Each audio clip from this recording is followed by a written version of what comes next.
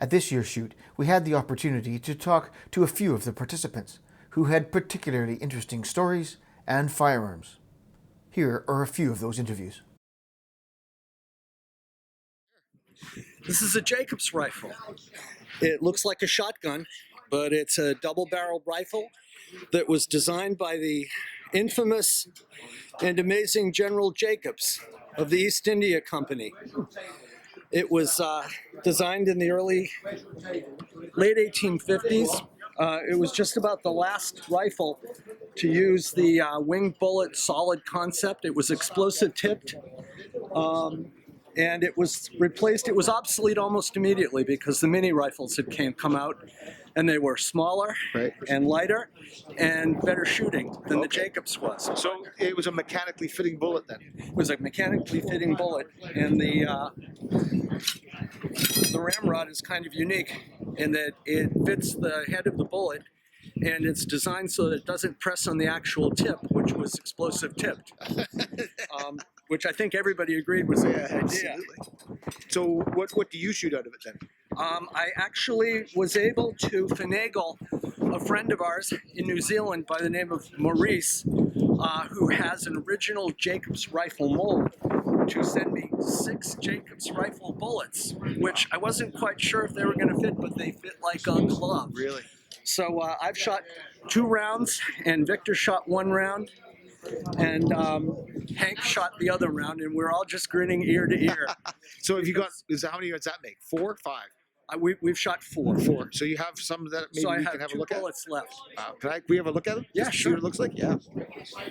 There's 2 Jacobs rifle bullets from an original Jacobs mold, which now, because I know they fit, I'm going to have to find some way of enticing Maurice to send me the mold.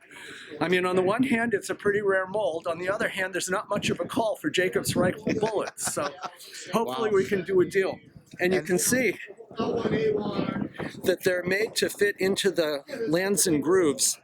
And they actually set in there beautifully. There's not much space to spare. You're supposed to patch them, but you're supposed to patch them with paper that is so incredibly thin that I'm not sure where the hell I'm going to get it. But with my shooting, I don't really have to worry about that.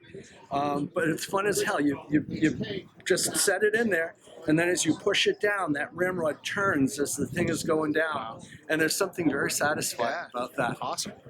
That's cool. So you fired, so out of 2 barrels, you fired 4 rounds. 4 so rounds. not a lot of fouling, I expect, at this point. No. Well, actually, I'm about to clean it now, so we'll find out what the fouling situation is. Right on. The one thing that I found that I've never experienced before in loading, since I've never loaded a double-barrel rifle before, is I put the powder in, and I wasn't paying a whole lot of attention to which barrel I put it in. Then I went to put the next thing in, and suddenly I think, oh my God, which barrel did I put it in? Because you don't want to double shot it. Of course not. And then have nothing in the other one, because we're kind of experimenting with how much powder to put into it in the first place, and twice as much. It's a really well-made rifle, but that would be embarrassing to go home with like your left shoulder kind of not working very well.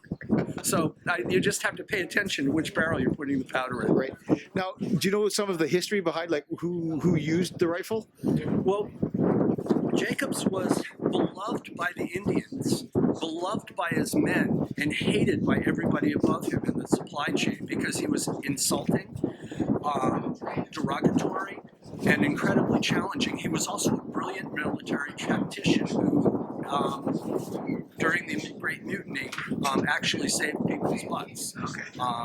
His people did not mutiny, and he was in charge of the Sind cavalry and regular foot patrols.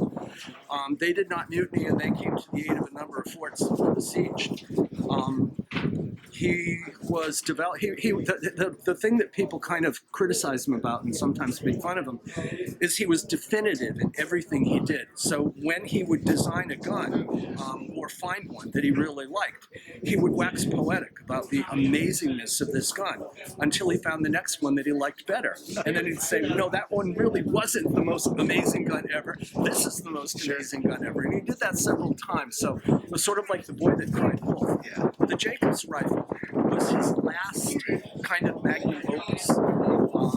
He designed it, and he had 3,000 yard, 2,000 yard range built in India with targets that were, I think they were like almost house shaped, so that he could calculate the range of the rifle all the way out. And here's what he came up with.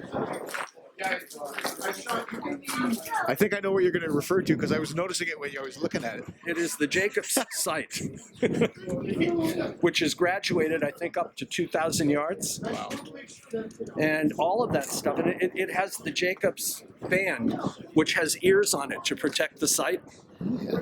And it's really unique. If you ever lose the front band of your Jacobs rifle, forget about it. There's not another one in existence that anybody's ever going to give you. I think there were only about 500 of these made. How did you come by it? Gunbroker.com. Really? Yeah. Wow. Every now and then, you get something on Gunbroker. A British collection came on the market, and this dealer got it and was putting them on. And I said to myself, "Holy gosh, that's a Jacobs rifle!" So I made my bid, and I crossed my fingers, and it came to within 1 unit of the bid, but I got it. Wow. And now here it is at the BMF IMA shoot. That's right. That's right. And no better fitting spot for it to be. Yeah. Really? Yeah. Wow. We're really having fun with it. I can imagine. Thanks, Charlie.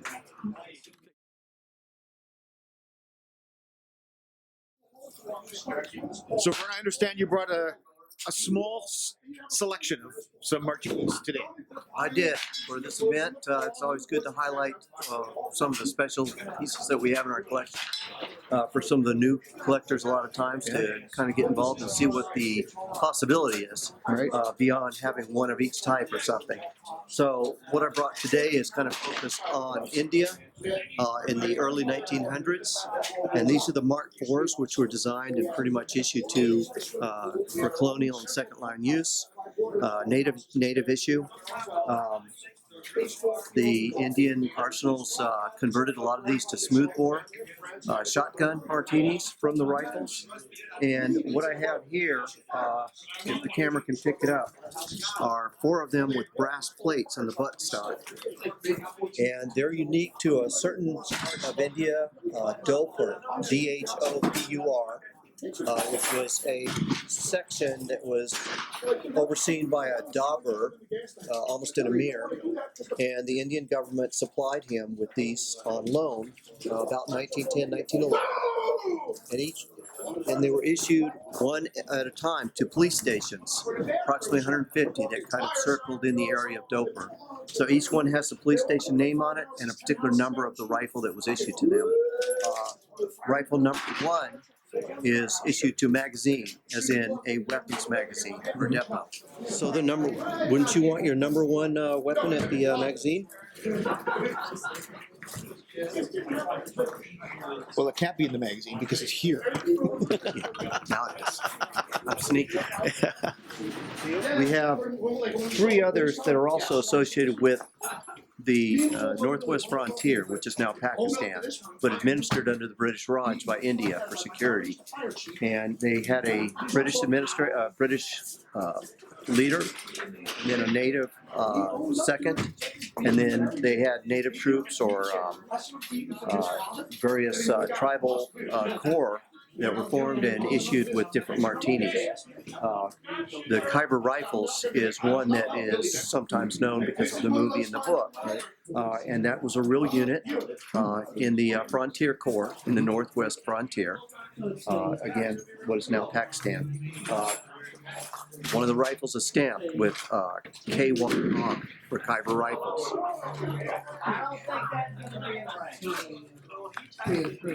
And with the lighting, it's going to be in this area, KYR, and underneath would be a set of numbers, I believe 1, 2, 3, 4, that are now struck out because this was reissued.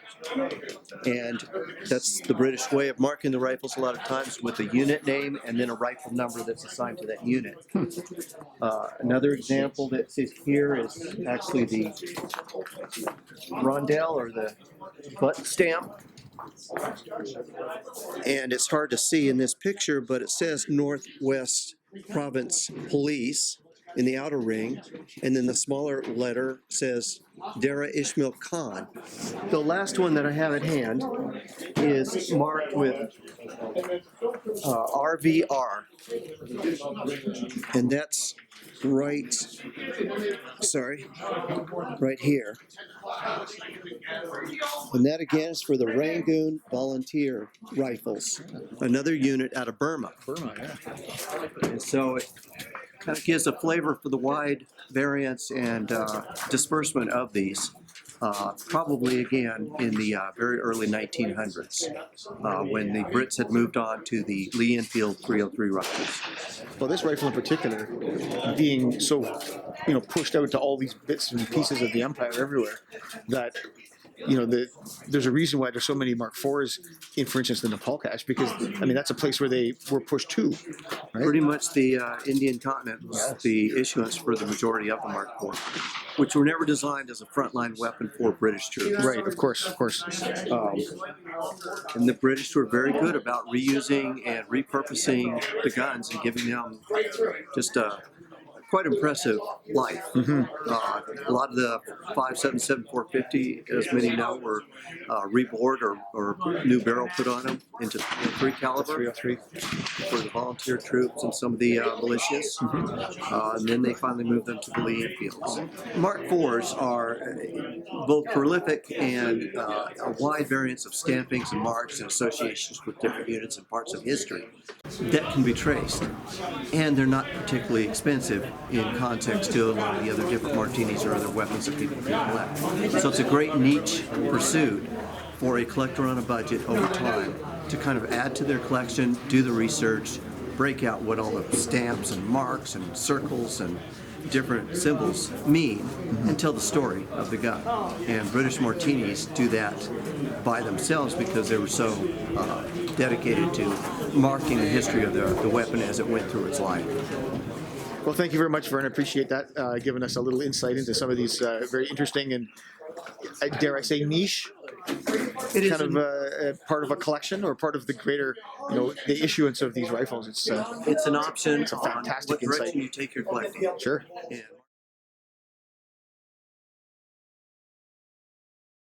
Okay.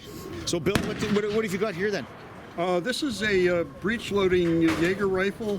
I built my first muzzleloader when I was 15 years old, and I built muzzleloaders for 20 years or so, and then I thought I wanted to build something that was a little more challenging. So did you say breech-loading Jaeger rifle? Yes.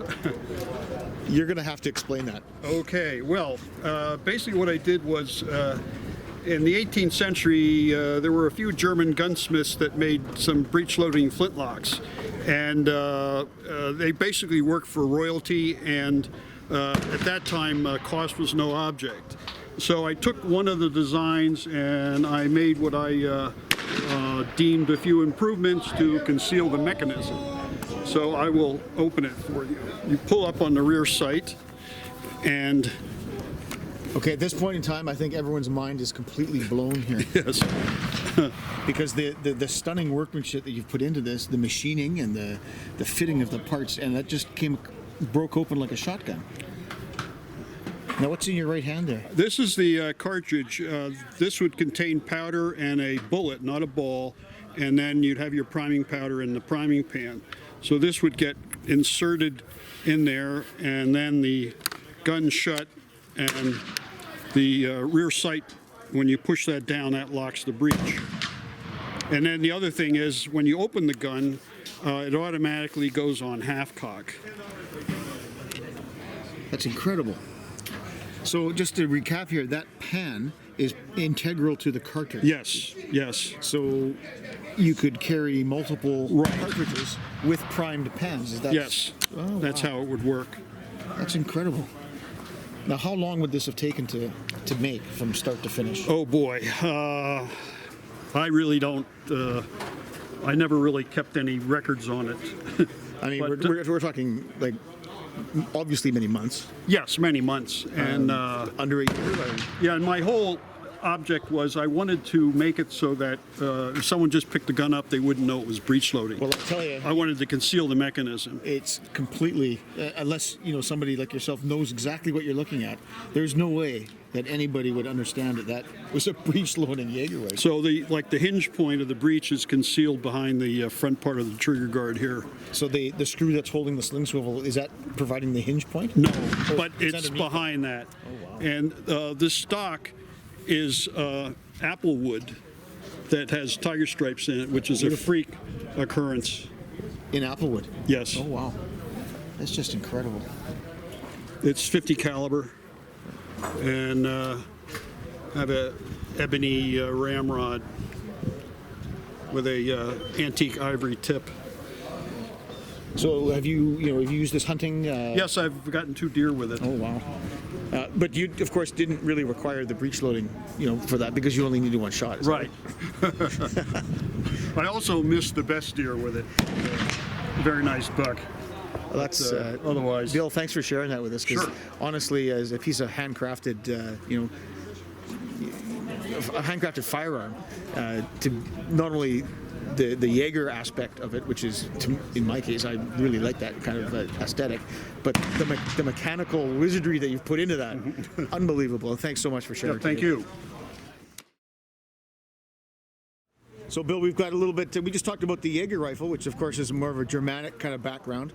We have a little bit more of a what kind of rifle here? This would be more of a continental rifle, sort of a la maybe a little French design. Okay. And this is also breech loading, and this action is 100% my own design.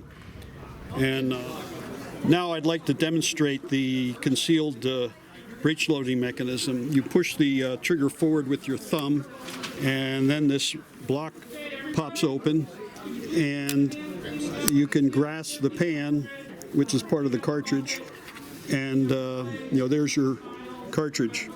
Now the cartridge would have your main powder charge plus a bullet, and then on the side here is a secondary pan cover which would prevent your priming charge from falling out. So you could have a multiple loaded cartridges, and you drop it in like so, push the pan down 90 degrees, and then lock the breech with your thumb.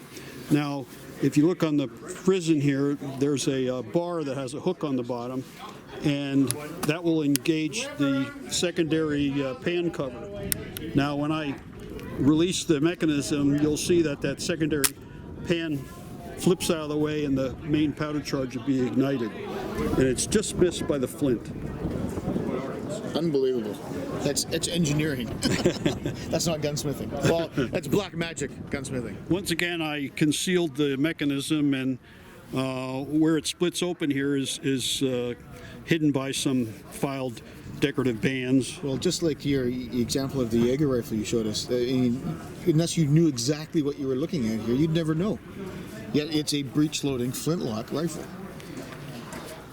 That's incredible. This gun has a pearwood stock. Just gorgeous. This one when I hit that weight that caused it. Oh, so we've got a third rifle that you brought today to show everybody. What is this one? In keeping with our British military theme, this is a reproduction of a Couser Terry breech-loading carbine that was patented about 1855, and it was a transitional weapon between muzzle loaders and breech loaders, and it used a combustible cartridge that was totally consumed. And so to operate this weapon, this door is pulled open, and you pull up 90 degrees, and you pull a bolt back, and has 2 locking lugs, and then another locking lug locks in here, and you drop in your combustible cartridge, and then push the bolt forward, rotate it down, and then it locks. And so you would cock the hammer then and put a cap on it. So a capping breech loader. Right. Now, I made one improvement on this weapon. The original weapon just depended upon a fairly snug fit of the bolt to the breech, so it would leak a little bit of gas, and black powder being extremely dirty, it would foul, and maybe after 10 shots the breech mechanism would get difficult to operate.